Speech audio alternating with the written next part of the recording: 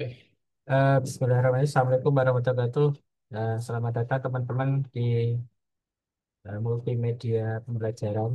Ya, di mata kuliah ini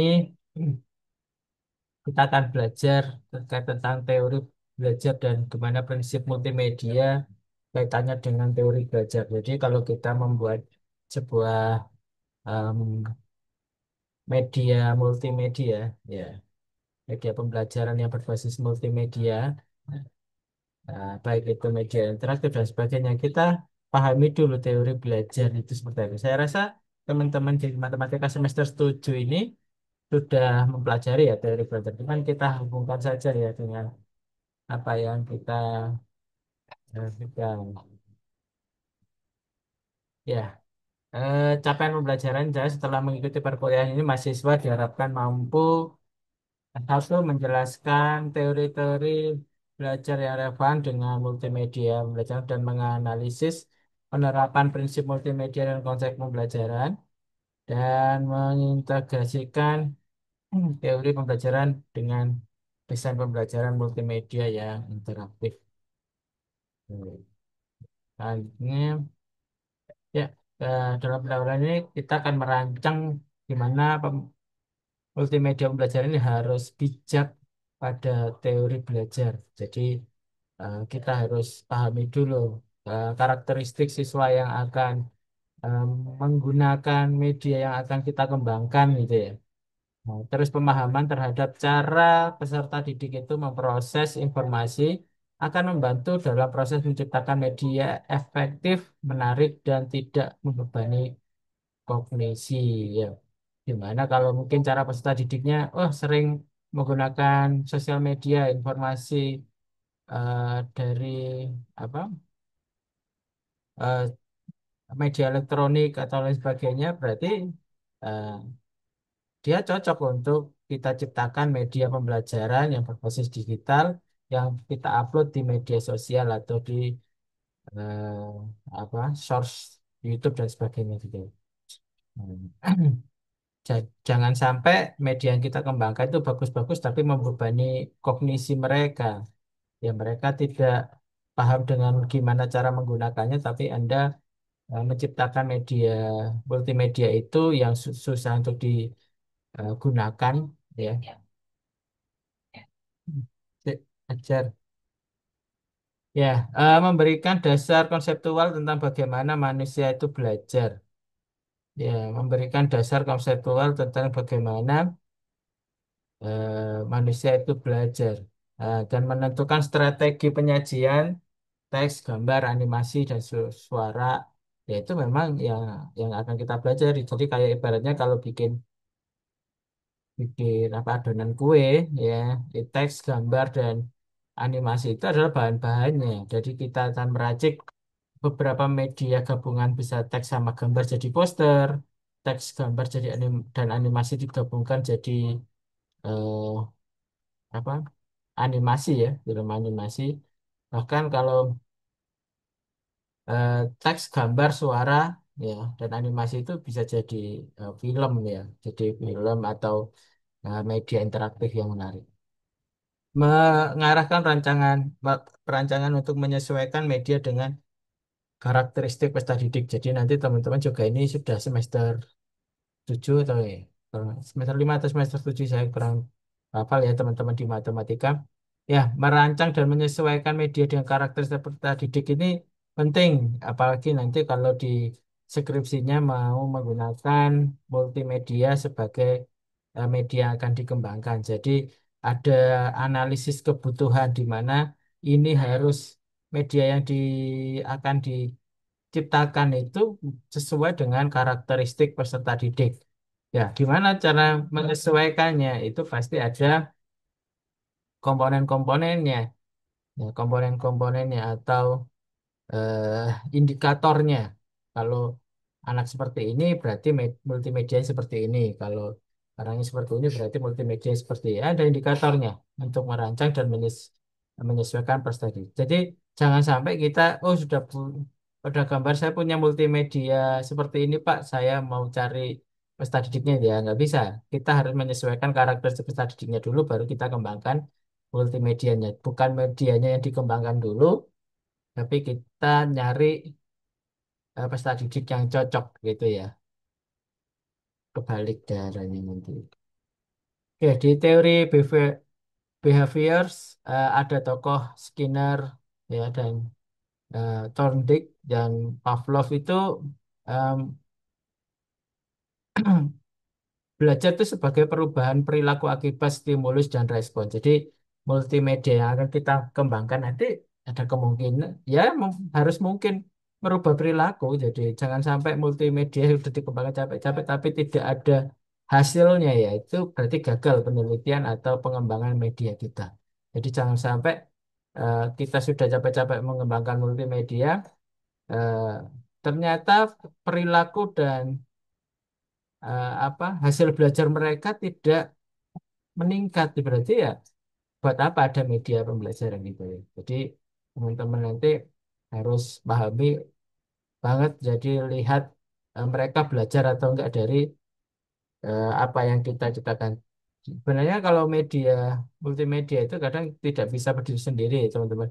Jadi habis multimedia media pembelajaran berbasis multimedia itu dikasihkan, biasanya gurunya juga harus menanyakan tuh responnya gimana dari hasil apa yang Anda lihat tadi, kira-kira seperti apa, dan dievaluasi serta diukur capaiannya.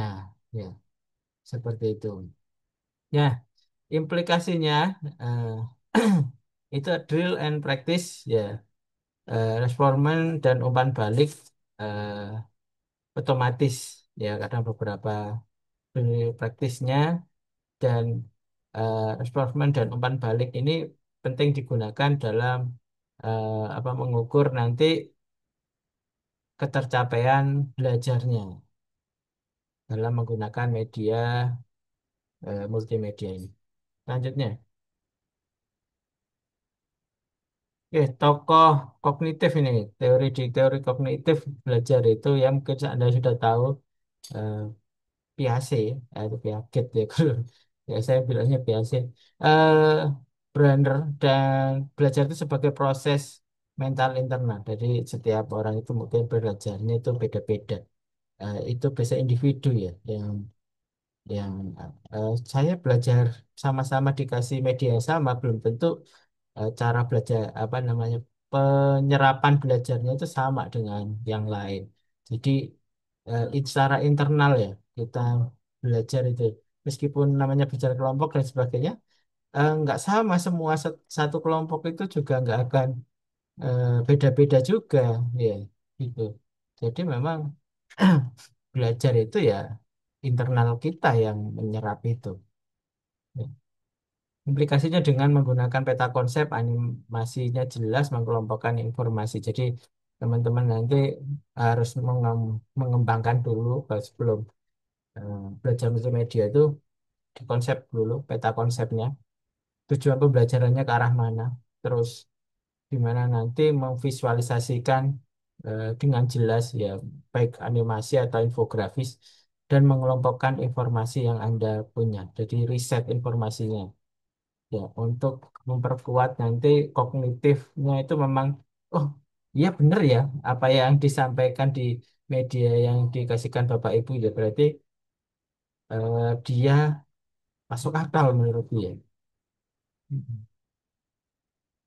Oke, ini tokoh konstruktivisme eh Vygotsky ya dan DWD pengetahuan dibangun secara aktif melalui pengalaman. Iya, gitu. Nah, pengetahuan itu kalau menurut Vygotsky itu berdasarkan pengalaman, konstruktivisme. Jadi mengkonstruktif pengalaman yang sebelumnya dan mendapatkan pengalaman baru dan akan merubah konsep berpikir sebelumnya. Nah, misalnya saya sebelumnya belajar multimedia seperti ini, terus setelah tahu kuliah ini, jadi mindset dari multimedianya juga sudah berubah.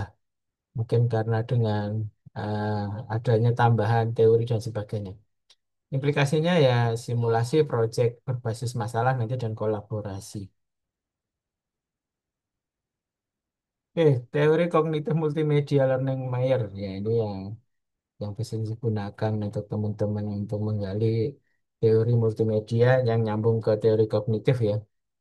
Belajar efektif itu terjadi melalui kombinasi kata dan gambar. Iya. Belajar itu iya ada teorinya.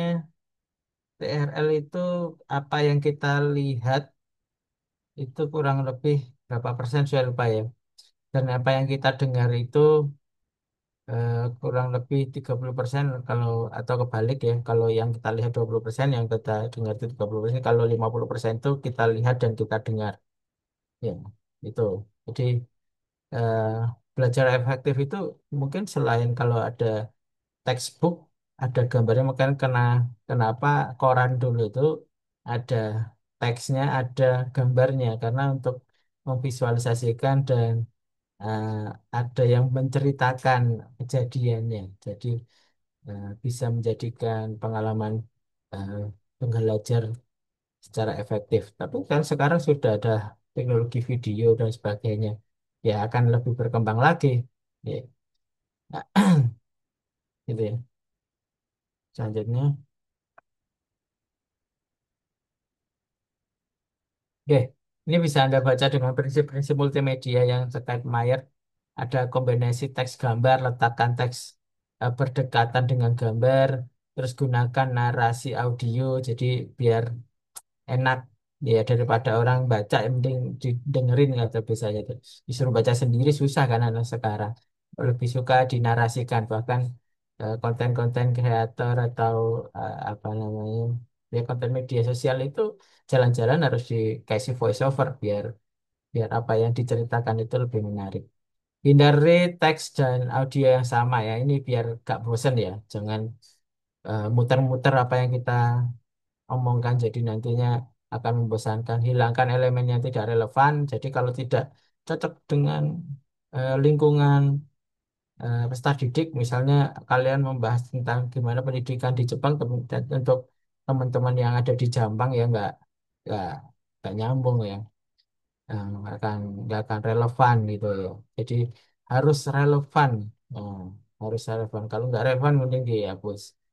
Ya, berikan penanda visual ya nanti mungkin kalau di video pembelajaran itu ada yang akan dibahas itu yang mana dia akan secara visual dia akan membesar atau berubah warna atau dia bunyi twing gitu itu adalah penanda visualnya juga selain audio ya mungkin visualnya bisa berubah warna atau dia muncul membesar mengecil itu. Bagi pemateri dalam segmen kecil, jadi lebih senang itu anak-anak sekarang Gen Z itu yang pendek-pendek ya. Nah, kayak karena mereka dari kecil suka YouTube Short, terus feed Instagram, terus TikTok itu yang cuma durasi 1 menit di scroll-scroll. Nah, makanya materi itu kalau bisa ya jangan terlalu panjang-panjang, kemasnya dikit-dikit saja, tapi jumlahnya banyak. Ya nanti mereka akan bosan dengan materi yang ini mungkin dia mempelajari materi yang lain atau yang pengen loncat saya ini udah tahu saya pengen loncat ke materi yang selanjutnya.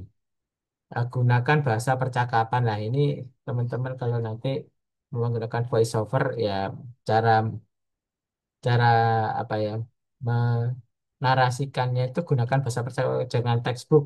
Anda baca di buku terus Anda sampaikan sesuai yang di buku ya enggak eh, apa interaktif ya harus interaktif kayak saya ngomong dengan Anda gitu ya jadi harus bahasanya percakapan menanyakan kabar dan sebagainya nggak masalah ya gunakan suara manusia alami ya ini teman-teman saya juga sering lihat teman-teman bikin multimedia itu pakai suara AI ya.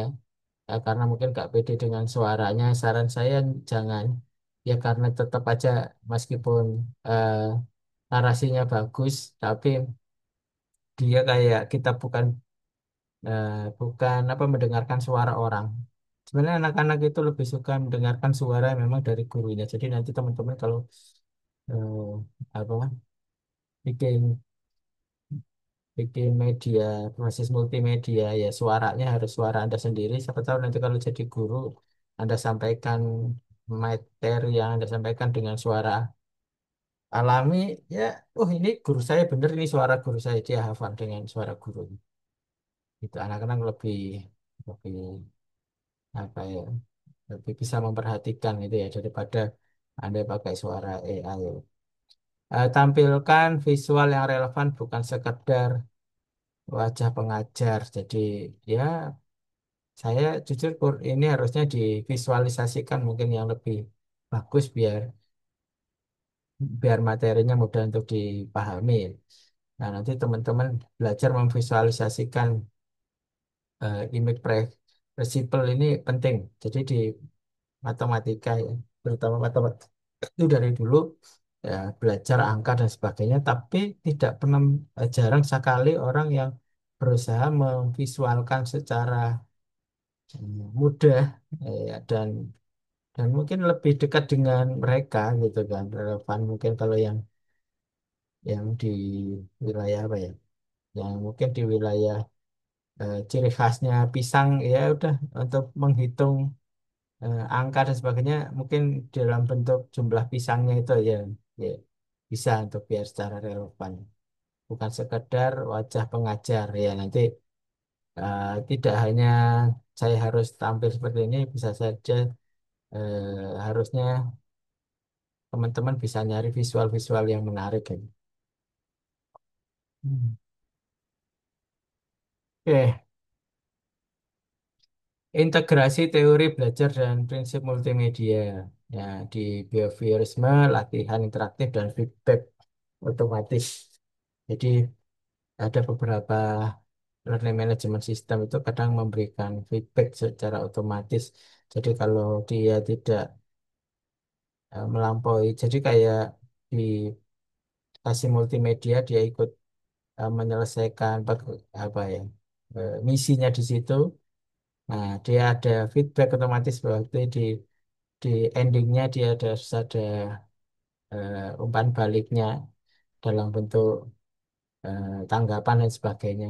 Ya. Kognitif ya, peta konsep animasi tadi sudah dijelaskan, dan konstruktivisme ya, simulasi game edukasi dan multimedia learning dual channel yes, dan sebagainya. Saya sedikit. Oke, studi kasus modul e-learning sistem pencernaan ya. Iya. Nah, di sini saya gunakan multimedianya yaitu animasi tiga dimensi organ tubuh dengan narasi audio. Pak, menggunakannya di mana ya? Anda bisa menggunakan Canva, bisa menggunakan Animaker, apa ya, yang animasi-animasi yang sekarang sudah bisa kita manfaatkan tanpa kita membuat dari nol karakternya, tinggal kita masukkan terus kita narasikan. Jadi suara kita nanti mimik wajahnya dari animasi itu ya, bisa. Terus prinsip kognitivitas dengan koreksi diterapkan. Latihan interaktif memberikan reinforcement ya. Terus siswa menggambarkan ulang proses untuk memperkuat konstruksi pengetahuan. Ya, di sini prinsip prinsip-prinsip dan latihan interaktifnya memberikan eh, reinforcement ya, penguatannya ya, memberikan penguatan siswa ya, dia dia siswa itu bisa memahami ini jadi dengan mudah ya. Yang biasanya e-modul itu ya mungkin cuma modul teks, buku, dan gambar ya, coba dianimasikan. Pahami karakteristik peta didik ya, ini seperti yang kita lihat dari awal. Pahami karakteristik peta didik, terus rancang media sesuai dengan pikiran kognitif, hindari beban kognitif berlebih, mungkin terlalu terlalu sulit untuk dipahami kognitif anak ya.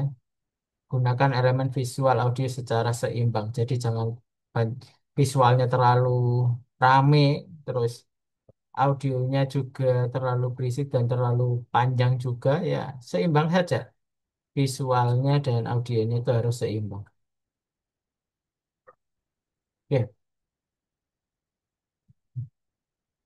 teori belajar dan prinsip multimedia merupakan dua aspek yang saling melengkapi. Jadi prinsip di multimedia seperti itu, gimana cara mengemasnya multimedia tadi, dan teori belajar untuk gimana cara nanti anak-anak itu belajar mudah dengan multimedia.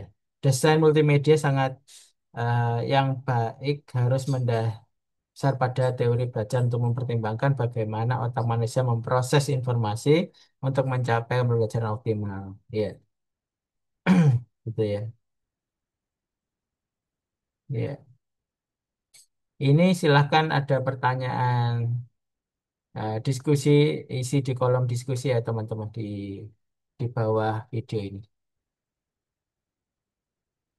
Oke, itu aja yang bisa saya sampaikan di perkuliahan pertemuan hari ini.